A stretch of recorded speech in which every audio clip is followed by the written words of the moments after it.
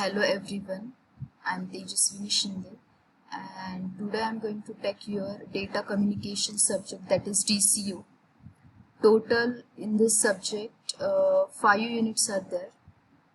Okay, so this particular subject is having only theory paper and no practicals are present, only 3 lectures for this particular subject is there. And today we are going to see unit number 1, that is Introduction to Data Communication, which is having 14 marks weightage. So you all must know what is mean by data and what is mean by communication. So what is mean by data? Data is, you can say that it is a meaningful entity or it is a meaningful information that we are sending to anyone. And what is mean by communication? So if two devices, they want to send some information, okay, so they are sending that information through some media, and that information sending process is called as communication. So next we will see, first we will see what are the course outcome of this particular subject. So there are total 5 course outcomes are present. Use basic concept of networking for setting up computer networks. Set up a computer network for specific requirements. Configure basic network services. Configure the different TCP/IP services. Implement subnetting for improved network address management.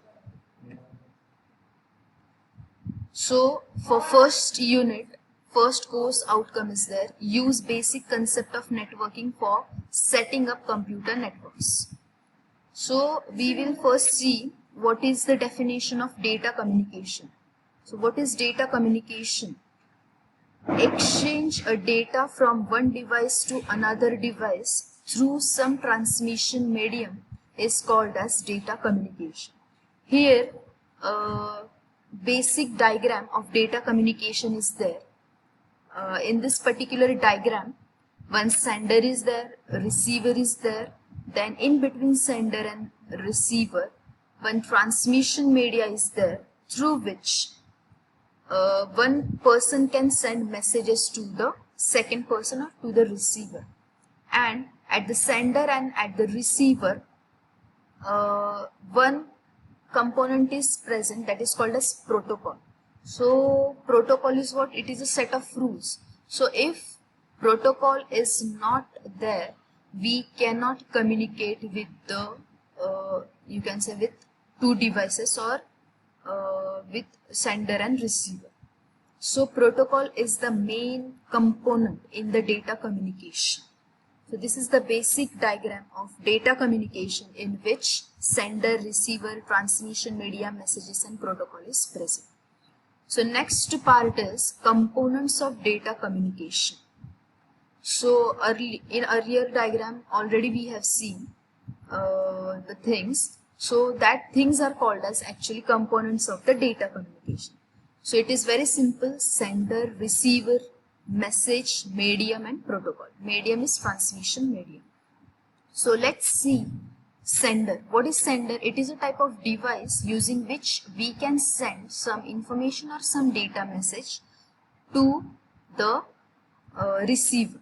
Okay, so sender may be computer, workstation, any video camera, okay, and so on. Similarly, second component is receiver. It is also a type of device which receives some messages or some information. So like a sender, it is also a computer, workstation, video camera and so on.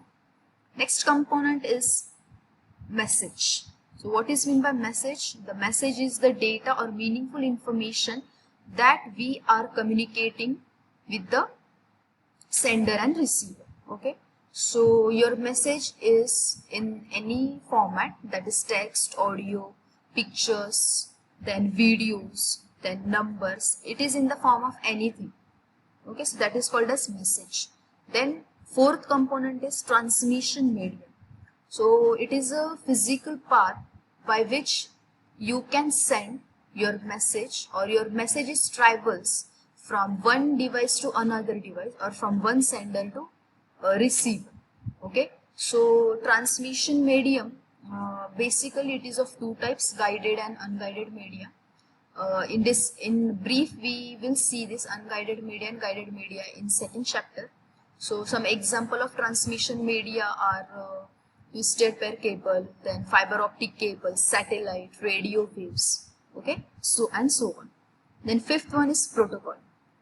So what is protocol? Protocol is some set of rules that control the data communication or that govern the data communication, okay. So it represents an agreement between the two communicating devices, okay. So without protocol, you can connect your two machines or two devices, but that two machines cannot communicate without protocol, okay. So protocol is the very important component in data communication. It is also a simple diagram in which how these 5 components are connected and how communication takes place in the data communication is shown. So here sender receiver is present in between this medium, that is transmission medium is present through which we can send the message, okay. And at the sender and at the receiver side, protocols are present, which is called as some set of rules. Then there are some terms, that is what is meant by protocol, what is meant by standards, and what is meant by standard organization. So by mistake here standard, I have only written stand, so sorry for that. And so first we will see what is meant by protocol. So what is protocol? Already we have seen it is some set of rules or standards at the endpoints in the telecommunication connection when we are communicating. That is what is meant by endpoints, sender and receiver. These are the endpoints. So there we are applied some protocols, okay, for communication. So a protocol is also a set of rules and regulation that controls data communication. There are some key elements present in the protocol. So it is syntax, semantics and timing. So what is syntax? It is a structure of format of data, okay. For example, one structure is there in which sender address is present, a destination address is present, and actual message is present, okay. So that particular structure of format is called as syntax, okay. So the second one is semantics. So meaning of each section of bits in your structure of data, okay, or from syntax is called as semantics. That is like in syntax already we have seen the sender address, receiver address and the actual data, but meaning of that particular thing comes under semantics, okay. And third element of the protocol is timing. It basically refers to characteristic when data should be sent and how fast that beats of that data. So these two characteristics shown in the timing. The next is the standards.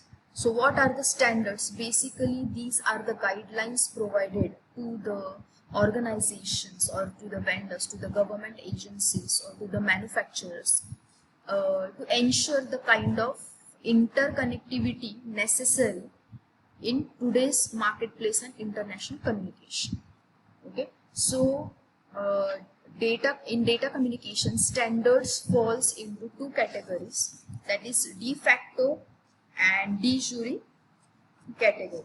So what is meant by de facto?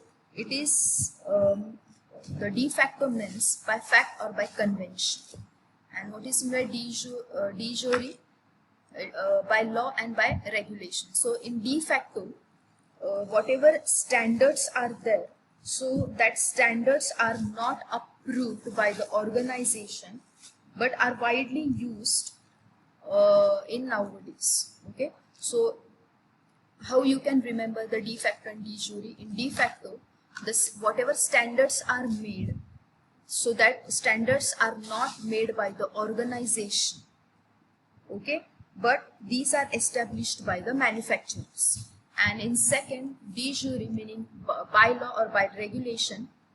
So the standards are made by the organization officially. Okay, so it is called as by law or by regulation standards.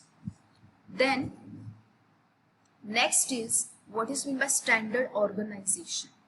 So here they have given standards are what? These are developed jointly by standard creation committees, forums, and governments, regulatory agencies.